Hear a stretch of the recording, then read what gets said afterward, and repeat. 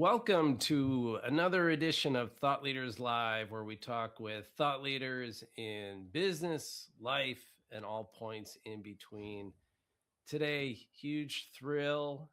One of my boyhood idols, Andy Crestodina, co-founder of Orbit Media. And I think anybody who knows anything about digital marketing has run into Andy at some point or another, learned from him. I think you're Andy. I always feel like you're one of those NFL coaches who has like a million assistant coaches who have worked under him at some point and have gone on to their own team. You've really inspired a lot of people and taught a lot of people with what you've done. And so thanks so much for coming on our show today. Glad to be here. You and I go way back, Greg. It's just great to reconnect. And we've seen so much over time. And I've been looking forward to this call all week. So cool. That's so excited great. to jump in. Yeah, I think I saw Andy. I think I met you at a presentation in Chicago one time. And I was like, okay, this guy knows his stuff. And you've graciously invited me over to Orbit Media. You were doing a wine and web program where you handed out pizzas and had some wine, and then people came in and spoke. You spoke. And then I promptly, when I moved back to Madison, ripped off the concept and did my own craft marketing with beer, true to Wisconsin. But still, the idea that you've always been teaching people and sharing your knowledge is, I think it's really like central to what content marketing is all about. Exactly.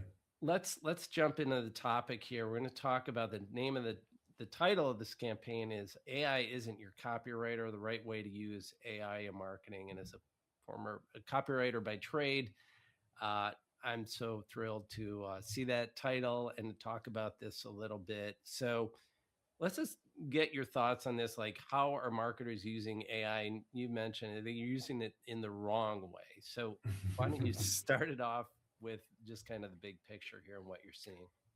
Yeah, there's a little throwaway line I use in presentations. Sometimes I joke that AI should just stand for average information because it's summarizing the internet.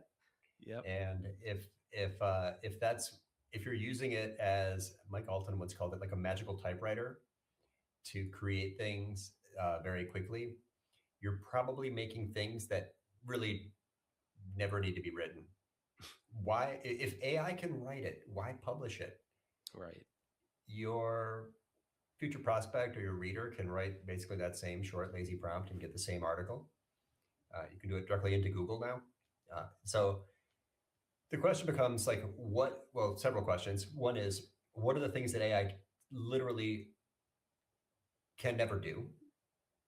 And another question is, what use cases for AI can a content pro use that are the most effective at driving content performance? So those are both things that I love to talk about very much, and excited to jump into this conversation. Well, let's start with number one. What can't AI do, or what will it never be able to do? Well, even in this conversation so far, we have already spoken sentences that AI could never write. And those things are strong opinion, perspective, thought leadership, taking a stand. AI has no opinions, and it's there to try to be correct. It's trying to give you an answer based on what it read everywhere else. And in that way, it's a replacement for search for many people. I find it very useful for that. So you can get answers that way. But the best content comes from a point of view. It's a human's perspective. It's someone, it's filled with angles and opinions. And so AI cannot take a stand. Thought leadership is about making assertions. You have to be willing to be wrong. This was a question I asked Seth Godin after a presentation once, and he said, AI, thought leadership is about creating tension and being willing to be wrong, and coming out. I mean, if I draw a line in the sand and I say, like we said, like AI can't do this, okay, fine, we could agree or disagree, but that point, and that's interesting, but AI doesn't really do that. So anything that you do that is you making stating counter narratives, for example, or strong points of view. That content is highly differentiated. It always has been. I teach twice a year. I teach classes uh, at two different universities, and I asked this question to the students once. I said, "Speak a sentence that AI would never write." You know, in other words, give me a preference. And they just like sat there for a minute, and I just let the silence hang. And finally, this kid in front said, "Rice is better than pasta." Like, exactly. AI can't say that. It would never say that. It doesn't say things like that. If you just ask it, like, what's better, rice or pasta? It'll like write 1,000 words about pros and cons. And like, no. This guy literally, I loved him. Dong Guan, he's a Korean student. Like, he believes that, and he'll back it up. And that's what we can do. That's what AI can't do. That's what lands. That's what comments are. That's what social media is about. That's where conversation. That's where you're memorable. So yeah, if you can come out for something and therefore kind of against something, you are creating highly differentiated content, not just from other content that humans write, but from AI. So I'll put that one in the ground. Yeah, no, so let's dive in that just a little bit, because I think you brought up a good point. Like, you could prompt AI to say rice is better than pasta and come up with an argument. And it will come up with an argument. Sure. It will have an opinion. Mm-hmm. But it's not your opinion. It's not your unique viewpoint. It's not your life experiences that you are bringing to the table and references that you are making. I think that might be a distinction to kind of hang your hat on. Yeah, and when I say that to people, there's people who begin to disagree, and they say AI has opinions. Just ask it, or I could get it to say that.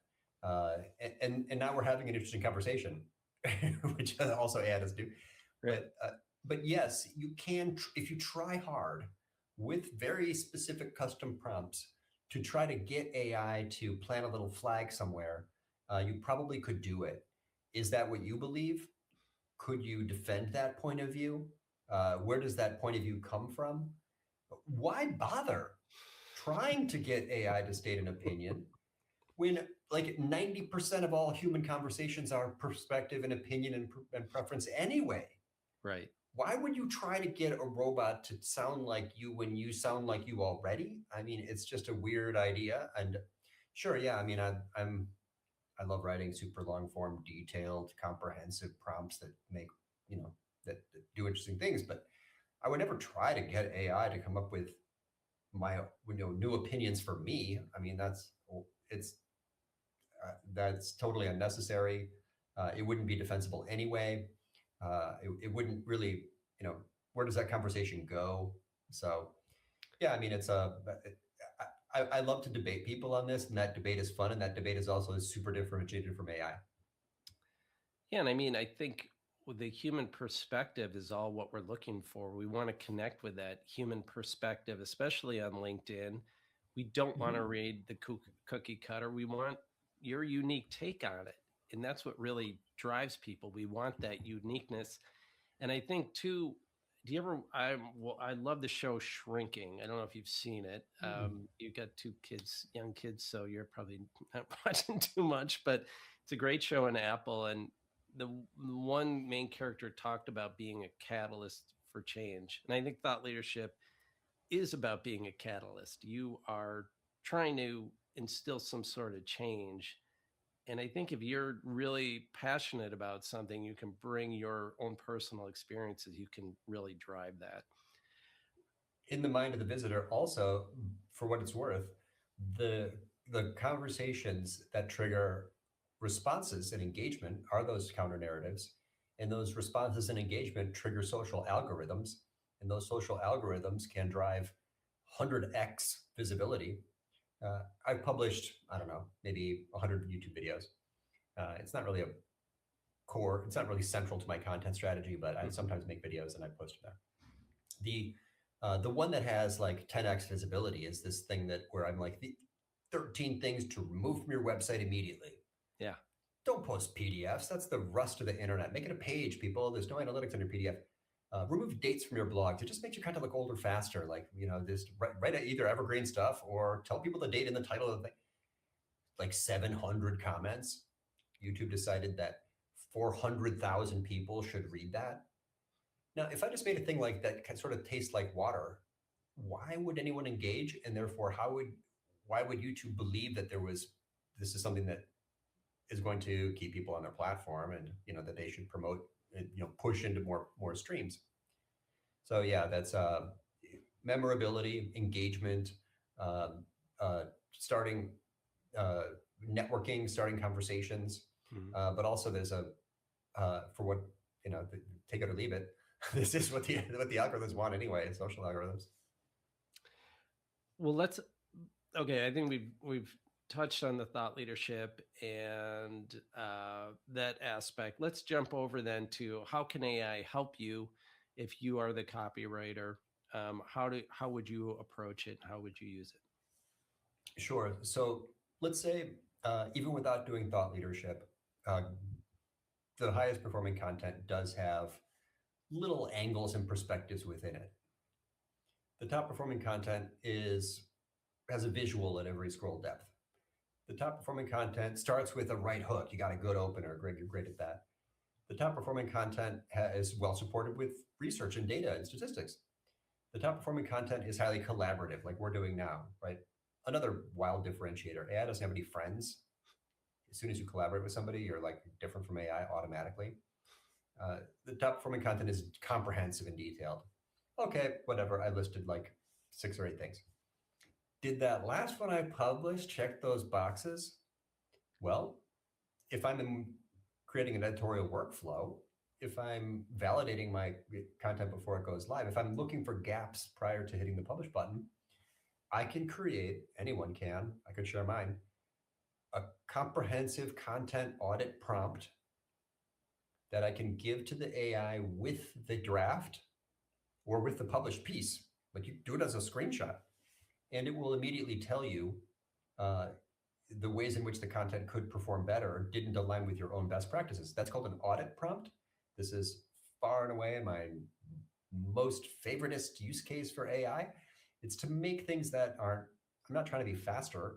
That's not why I open up ChatGPT or any AI. I'm trying to make things that are better. And the ways that it could be better is this tiny bit of gap analysis. It's just a step in the process. And the way that I do it lately, it's like these are magical words for prompts. Rate the extent to which this content aligns or does not align with the following best practices. Make me a table. Make me a color-coded matrix that shows. Give me scores, 1 to 5. Strong opening hook, I got a 3. Personal angle or opinion, I got a 1. Visual to every scroll depth, I got a 4. And then as the human, I'm involved in this work. I enjoy my work. I want to do my work. I like my work. Then I decide as a pro or as a content pro, whether or not I want to change it, whether I like it the way it is, whether it gave me a good idea. And because it's so generative, it's going to try to remedy everything, every gap or misalignment it finds. And I think that's perfectly legitimate. It's like, oh yeah, you should consider these 4 possible opening hooks. Hey, number 3 is pretty good. Take it, use it. But you didn't ask AI to just make something out of whole cloth. I think the audit prompt, and I think it's fair to say, like some of the little recommended remedies can make anyone making anything, not just articles, work harder. Yeah, I've definitely experimented with AI quite a bit in my own writing process, and it's kind of funny. I've gone through this whole thing where I've tried to just prompt the whole article, where I'm like, okay, I'm just going to be the coach and the AI is going to be my copywriter. And I have to say that the prompt was so extensive that to get to where I wanted to, and there was so much back and forth, and I've talked to other writers about this, it's like at the end of the day, at the end of the process, I'm like, did I just spend more time to write the same thing? And I feel like I've kind of got to this point where I'm at, look, my first draft, I'm writing. I'm going to just take the first swing at this. and I'm going to go with my gut as a marketer and my knowledge of the customer and all we've been through and all the things. And then I'm going to do, and I'm also going to interview them because usually I'm writing for a client, and I'm Sure. going to get that subject matter expertise. Then I'm going to try and combine the two and do exactly what you're talking about after I've got that first draft. Then I'm going to go back and I'm going to use AI. And I've found that my first draft is almost acting like a prompt in that setting the table, and then I'm using it like you're talking about, and I'm telling you, the content I produce that way has been some of the best I've ever written. I think that's an excellent use case. You are beginning with your own inspiration. Uh, so what you described and what a lot of us are discovering is that if you break up the job into tasks and then you look at each task and ask if there's a useful, if there's a good AI use case for that, and for some things you're just not going to do it, you're the same as me. I don't really use AI to write, mostly no. But there are times when it's like, oh, I just made a video and this video is, I never made an article about this one. Okay, cool. Grab the transcript, give it the transcript, just tell it to write me an outline. Look at the outline. A third of it's garbage. I'm going to take that out. That's some way in which it didn't fit. So repurposing or adding structure or for brainstorming, because here's the problem that I think people miss is they sort of think, copywriting is the job and it's going to do that job. No, copywriting is like 11 things. And you want to, so if I'm interviewing a client and I got an hour-long conversation and I got a transcript, it's of course a very efficient way to say, pull out the best sound bites or short quotes. Give me pull quotes out of this transcript. That's processing a larger piece to find the smaller piece that could work well. That also works, by the way, for content promotion. We could take this transcript and give it to AI and say, find me the most provocative sound bites and counter narratives or weird statistics that I can use in a social post. Gives you 6 of them. One of them you like a lot. Great, that just helped you. So break up the job into little jobs and then ask if AI can help you do that little job, or if you're even interested, if you want AI to do that job. But no, most of my articles are still like 10-hour content projects. Between now and Tuesday morning, I will spend roughly at least 8 hours on the next piece I'm going to make. And I might grab AI to help me get unstuck at a little point or to confirm that something's not missing. But man, I'm typing those words by hand and it's working for me. And I think there's a real value in doing that because I don't know about your writing process, but I think you uncover things as you write. You teach yourself things, you learn things that you make a connection as you write. I don't know what it is in that process, but I know you can't get it through AI and you can't get that self-discovery. It's I don't know who said this. You haven't learned something until you teach it. So if you really want to be a subject matter expert, how are you ever, which is, I think let's just say like that's a key success factor for professionals in life. Right. If you want to be a subject matter expert, how are you going to get there if you abdicate the processing and synthesizing and summarize? You just use it for everything. That person is really doesn't need it. You shouldn't be hired. I don't know. You don't need that person. That Right. person's not adding value. That if you got AI to do your entire job, then you should quickly go find a different job. Exactly. So let's jump over to websites. You've been designing websites, building since the inception of Orbit, and that's always been your bread and butter. You're also doing digital marketing now.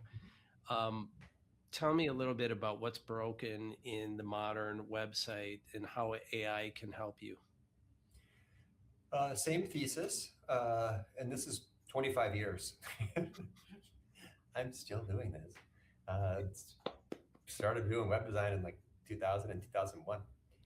So let's take that same that same idea from an audit for a piece of content.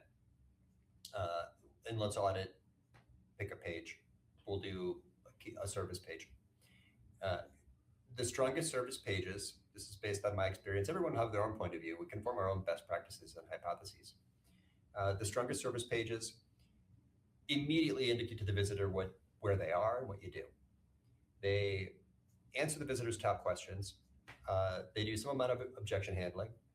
They're sensitive to the fact that there's other people in the decision-making process or the buying committee. They don't make unsupported claims. The calls to action have specific and compelling verbs. Calls to actions maybe have higher click-through rates if they sound like a low commitment. The contrast, the specificity, whatever. Like I could give you like a long list of things that correlate with performance of a page like that. Great. Now I'm going to make a prompt that audits the extent to which that page includes those elements or aligns with those success factors. And now I can if it's an existing page, what you're going to want to do is take a full page screenshot of it, give it to the AI, and the AI will give you a point of view, and you will decide as a human, expert, professional, involved in their job, what to change and what not to change. And that's an extremely powerful use case for AI because, first of all, you're focused on one of those key pages where the person actually decides whether or not to contact the brand. And you're doing gap analysis, which is really bad. It's hard for humans to do. 25 years, Greg, you show me a page and say, what's not on this page? You have to kind of stretch your brain to catch all the gaps. Human brains are bad at gap analysis. AI is brilliant at gap analysis. So in my world, those prompts are too long and there's too many to do one simple prompt-based audit. So I have many long, detailed prompts for these, which I have combined into a custom GPT. It's a process GPT, so it just runs through these in sequence. And the input is simply a screenshot of the page.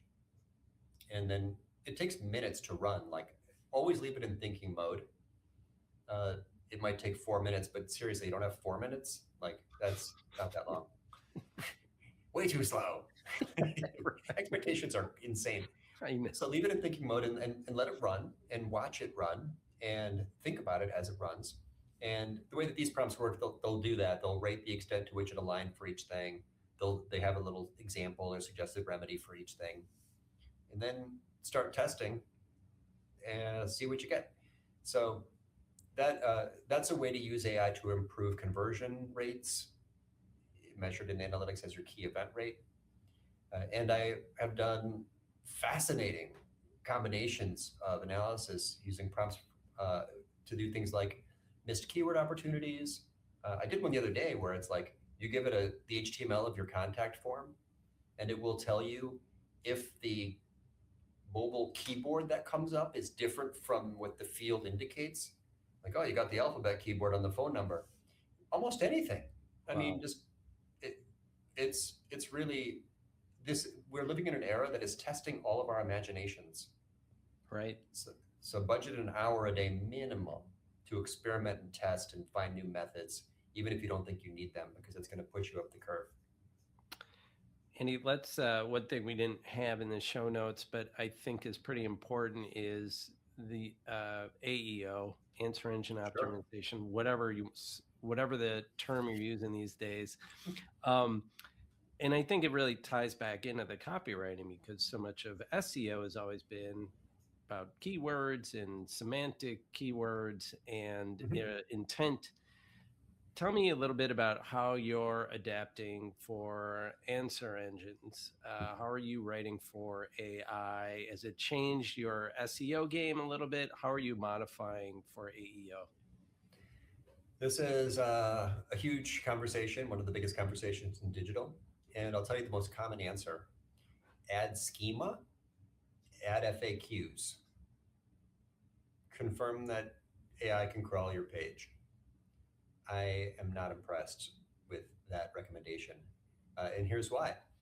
That although technical SEOs are correct and that those things could correlate with performance, If the page fails to answer one of the key questions for your future prospect when they prompt, or fails to support its claims with evidence when they ask for, who's going to give me the certain outcome, then, or fails to handle objections that people have during the sales process, then why would AI recommend you? You could have a super thin, weak page that is vague about who you're helping here in life and put beautiful markup and schema on it and have a very detailed FAQ at the bottom. But these are language models, and schema is not language, it is tagging. And I've seen the correlation studies that show that pages that use schema are more likely to be surfaced in AI or win citations or whatever.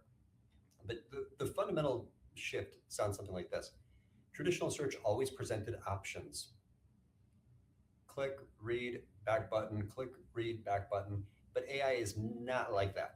It is a layer on top of the internet that's helping B2B decision makers make choices. And AI makes recommendations. It's not just presenting options, it's making recommendations. So does AI know everything it needs to know about your brand to be able to recommend your brand when your target audience writes some 50-word prompt describing in detail their problem, their desired outcome, who they are, their industry, their geography, their company size, their challenges, their pain points? If the average prompt is like 40 words long and the average query is 4 words long, what's in those extra 36 words? It's a lot of information about what's up in their life. It's the context. So it's like semantic SEO keywords on steroids. It's like the convergence of search and conversion optimization. It's like training AI to be a sales rep for Windbound or any brand, whoever you are, anywhere in the world. So look at your pages and ask yourself, or ask AI, rate the extent to which this page aligns with the best call with the best prospect by the best sales rep we've got. That's how you train AI to recommend you. And it goes way, way beyond the little add an FAQ. I don't know why it's weird to me. Put an FAQ on every page. Box checked. Okay, good. Now we're optimized for AI. What? It's a language model. Look at your language.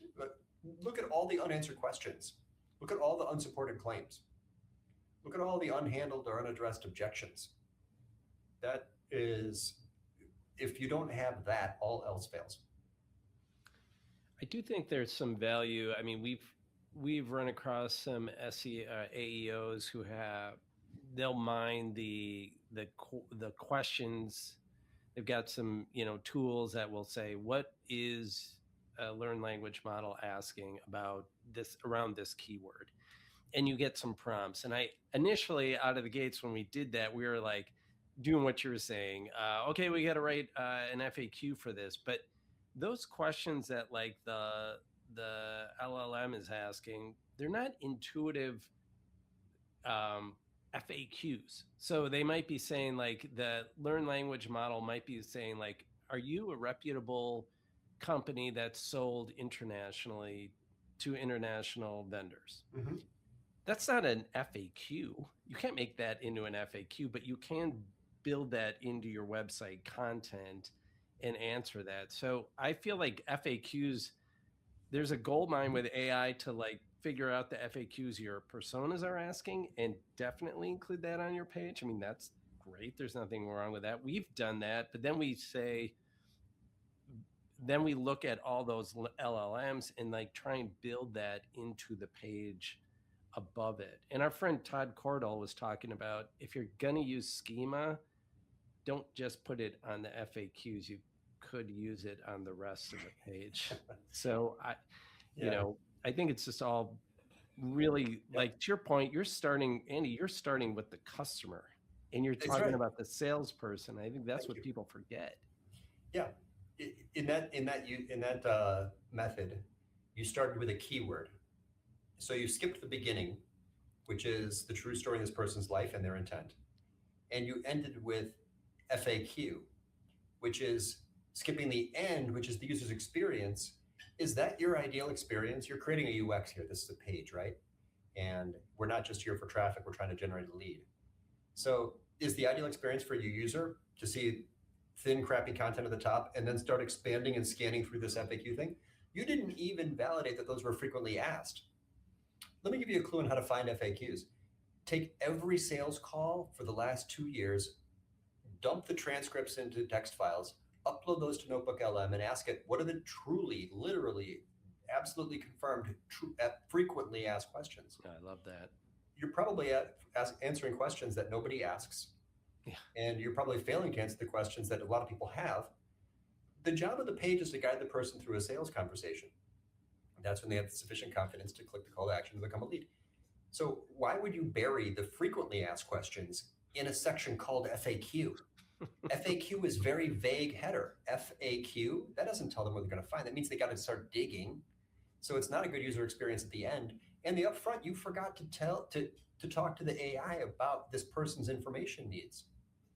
What's the true story in their life? If you start with a keyword, it's just like a tech SEO or, this, like, SEOs are not typically full funnel marketers. They're Right. they're single channel marketers focused on traffic. One channel, search, one goal, traffic. Is that really what we're here for? So no, my prompts for auditing pages against their, the extent to which they're optimized for AI starts with the buyer and ends with the content gaps that this person would need to make a good decision and qualify or disqualify us as a good option. So that example you gave, I think they forgot both the beginning and the end. Love it. Andy is always the voice of reason amidst the hype. Thanks so much for that. And we're at the top of the hour. Man, we blazed through those 30 minutes pretty quick, but I appreciate you taking time out of your busy That was 30 schedule. minutes. That was 30 minutes. Wow. Appreciate you taking time out of your busy schedule, Andy. And every time I talk with you, it's just like you land haymakers left and right, and truly value the conversation. If somebody wants to work with you, Andy, and Orbit Media, how do they get a hold of you? Orbitmedia.com. Anyone's also welcome to connect with me here on LinkedIn or anywhere. There's a big blue follow button, but you can skip that and find the dots under which there's like a connect button. But no, we build and optimize high-performing B2B lead gen websites for mid-sized companies, and we do that all day, every day. Happy to chat with anybody at all. And Greg, this was an awesome chance to reconnect with you. So I can't believe that was 30 minutes. I know, that was fun. All right. Well, thank you, Andy. Hold on for just a second after we end the stream. And then thank you, everyone, for joining us on another edition of Thought Leaders Live.